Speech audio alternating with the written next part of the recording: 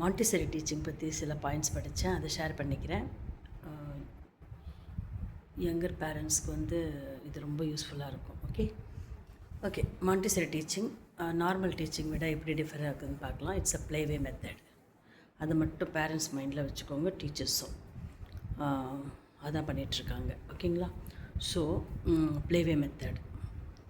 இன்னும் சிம்பிளாக சொல்லணுன்னா, ஸ்கூல் நார்ம்ஸ்க்கு அந்த சைல்டை கொண்டு வராமல் அந்த சைல்டோட லெவலுக்கு இறங்கி நம்ம வந்து எப்படி டீச்சிங் வந்து அவங்களோட மைண்டில் புகுத்துறோம் அப்படின்றது தான் Montessori teaching.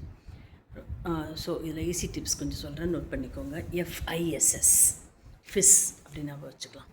Fixing is very important.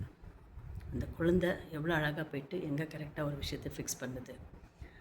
Second thing I for identify things, எப்படி ஐடென்டிஃபை பண்ணுறாங்க. தேர்ட் எஸ், 2 எஸ் இருக்குது.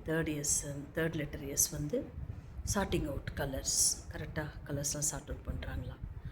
ஃபோர்த் வந்து சார்ட்டிங் அவுட் நம்பர்ஸ், அதை வந்து கரெக்டாக நம்பர்ஸ்லாம் கரெக்டான இடத்துல ஃபிக்ஸ் பண்ணுறாங்களா, சார்ட் பண்ணுறாங்களா அப்படின்றது. அடுத்து வந்து சிஎம்முக்கு போகலாம். சிஎம் வந்து ஞாபகம் வச்சுக்கோங்க. FISS முடிச்சிட்டோம். Next CM, coordination with the things what they play with. Okay.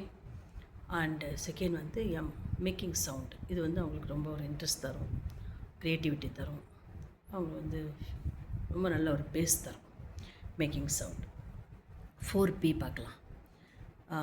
4P பார்த்திங்கன்னா பிக்கிங் திங்ஸ் கரெக்டாக பிக் பண்ணுறாங்களா, அப்புறம் வந்து பீல் பண்ணுறாங்களா, பீலிங் கரெக்டாக செய்கிறாங்களா அப்படின்னு பாருங்கள், அவங்கள செய்ய விடலாம். அடுத்த P பார்த்திங்கன்னா பாயிண்டிங் அவுட், கரெக்டான விஷயத்த வந்து பாயிண்ட் அவுட் பண்ணி சொல்கிறாங்களா, இதுதான் இது அப்படின்றது பாயிண்டிங் அவுட். அடுத்து வந்து putting in a right place. நம்ம கொடுக்குற ஒரு ஷேப்ஸ் வச்சுக்கோங்களேன், அதை போய்ட்டு கரெக்டாக அந்த இடத்துல ஃபிக்ஸ் பண்ணுறாங்களான்றது. Putting right and pointing out things. So இது ரொம்ப முக்கியம். 4P. I repeat, FISS, CM, 4P. இது ஞாபகம் வச்சுக்கோங்க. Okay. So next Montessori tips கிடச்சா கண்டிப்பாக ஷேர் பண்ணுறேன்.